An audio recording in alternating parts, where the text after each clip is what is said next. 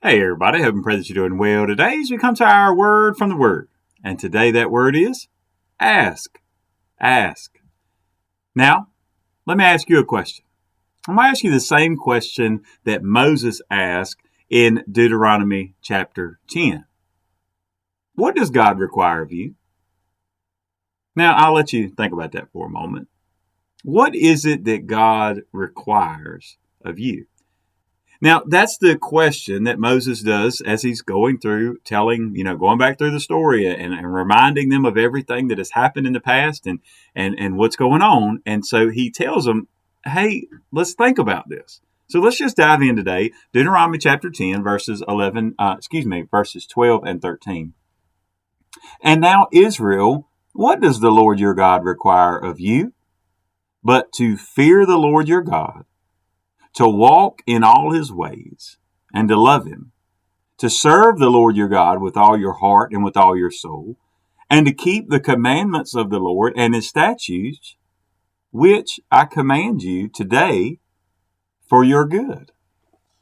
And I love the fact that I'm going to go to the end first, and then we'll come back and look at those actions that he talks about that they need to do, is for your good.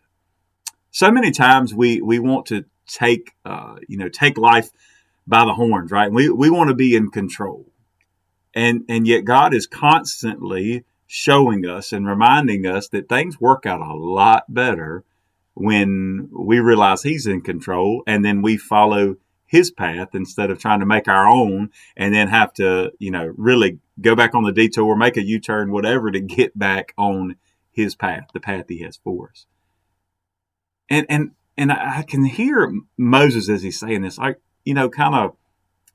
guys, what is it that God requires of you? He doesn't ask for much. Now, we could go down that list and you say, well, man, God does require a whole lot.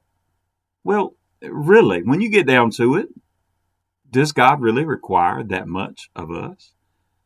We can't do anything in our own strength. It's not like God needs our help for anything. God doesn't need anything from us. He desires a relationship with us, but it's not something that, he has to have that for him to be God. So as we look at this, look at some of the things that he says, right? So it's the first thing is to fear, right? Well, do we need to be deathly afraid of God? I mean, partially, yes, but ultimately it is fearing him by that absolute reverential awe of who he is. The holier we view God, the more we see him for who he truly is, the fear of the Lord will continue to grow. The thing that happens is that when we lose all reverence and respect for God, when the fear of God goes down or even disappears, that is the evil that we see in the world today. They have no fear of God. The thing is that's not going to change the fact that they're going to face the judgment of God. And when they do, they're going to wish that they had feared the Lord before. But that's what we as believers, right? I know he's talking to Israel, but right, this continues on to us as believers today. Man, we need to fear the Lord. And if we start there, a lot of the other things are going to kind of work themselves out. The next thing is that they need to walk, right? We need to walk the path that God has for us. We need to walk in his word. We need to walk in his way. We need to walk the direction he tells us to go. We need to walk to the place he tells us to go. We need to walk in his truth, walk in his word. Take his word, right? Hide it in your heart. Why do we do that? One, so that we may not sin against God. We also realize that his word is a lamp unto our feet and a light unto our path. So, man, not only do we have it on the inside because we fear the Lord, but now we're using it as we go forward in an outward show because the word lights the path for us. So these are all going to work together. The third thing is that we love God. Now, we know from Scripture that we only love God because he first loved us. It's not like we just came out and automatically as we were born, we just said, you know what, man, I love God. It's not as though as we were, coming up, growing up and learning things about the world that we said, man, I love God. And even when we first come to know about God or hear about it, our first thought was not even to love God. A lot of times that first thought was, why does God want me to do all these things? Why does God require so much? But the more we get to know God, the less we see He requires, and the more we want to do more than what He requires. It's amazing how love works in that way. The fourth thing was that we serve, that He says to serve the Lord. And we know Scripture tells us to serve the Lord with gladness, right? That we want to get on board with what God is doing, and we want to serve Him in any capacity that we can. This is where even within the local body of Christ, right, that you look for a church and a church body to serve in, to where you can serve Him and to serve others. And then you look at it in your community. How can I serve? And everybody you meet, how can I serve?